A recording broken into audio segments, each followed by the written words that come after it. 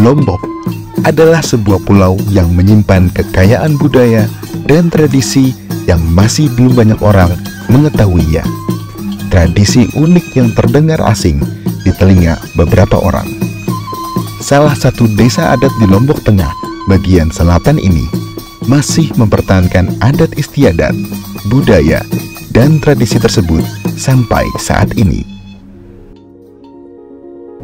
Desa Adat Sade adalah sebuah desa tradisional yang diperkirakan sudah ada sekitar 600 tahun yang lalu. Penduduk desa ini merupakan bagian dari suku Sasak, suku asli Lombok. Desa yang dihuni sekitar 750 orang ini mendiami kurang lebih 150 rumah tradisional yang disebut bale. Rumah ini terbuat dari kayu dan beratapkan jerami yang didirikan di atas tanah yang terlebih dahulu ditinggikan. Terdapat dua jenis bale, yaitu bale bontar dan bale tani. Secara bentuk dan bahan bangunan, kedua bale tersebut hampir serupa. Yang membedakannya adalah pada bale bontar, pondasi rumah sudah menggunakan semen. Selain itu, pada bale bontar ada bagian yang terbuka mirip seperti teras rumah, dan biasanya bale bontar berukuran lebih luas dan mampu menampung lebih banyak anggota keluarga. Bale bontar sendiri adalah modernisasi bentuk rumah awal masyarakat Sade, yaitu bale tani.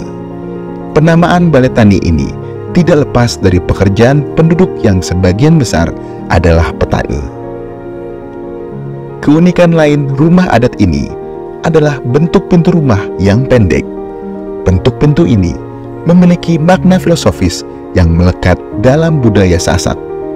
Ketika seseorang masuk ke dalam rumah, mereka harus menunduk sebagai bentuk penghormatan dan kesopanan terhadap orang tua atau pemilik rumah.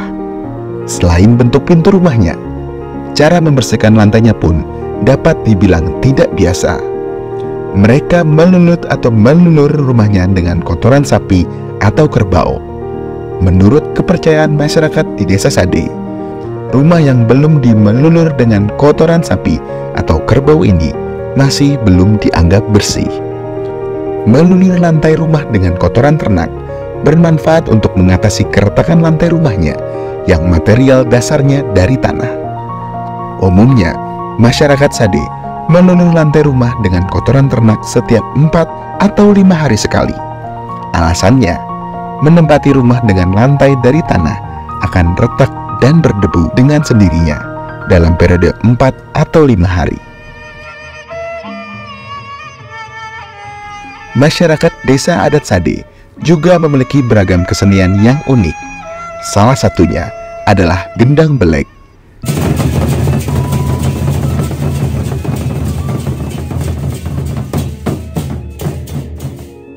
Nama gendang belek berasal dari dua kata bahasa Sasak, gendang yang berarti alat musik dan belek yang berarti besar. Kesenian ini dahulunya dimainkan untuk menyambut raja yang pulang dari peperangan. Seiring dengan berjalannya waktu, kesenian gendang belek saat ini digunakan untuk mengiringi prosesi adat Nyongkolan, yaitu prosesi arak-arakan sepasang pengantin menuju kediaman mempelai wanita.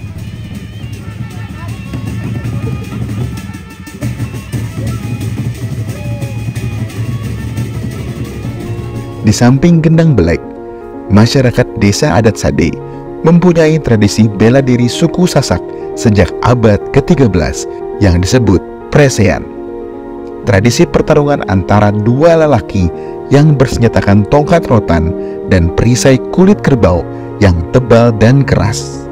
Petarung dalam presean biasanya disebut pepadu, sedangkan wasitnya disebut pakembar. Seni bela diri ini berawal dari cara menyeleksi para prajurit di masa berdirinya Kerajaan Lombok. Para pemenang pertarungan inilah yang dianggap sebagai kandidat terkuat dan dipilih sebagai prajurit.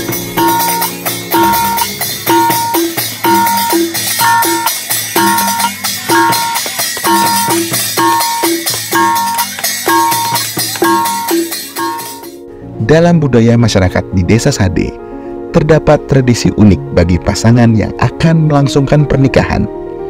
Tradisi ini disebut merari atau kawin lari. Prosesi merari ini dilakukan oleh pasangan yang saling mencintai dan biasanya sudah menjalin kasih sebelumnya. Pasangan tersebut biasanya bertemu di dekat pohon kering di tengah desa sebelum melakukan kawin lari. Karena sering dijadikan tempat bertemunya pasangan yang akan melakukan kawin lari, pohon tersebut dikenal warga desa Sade sebagai pohon cinta.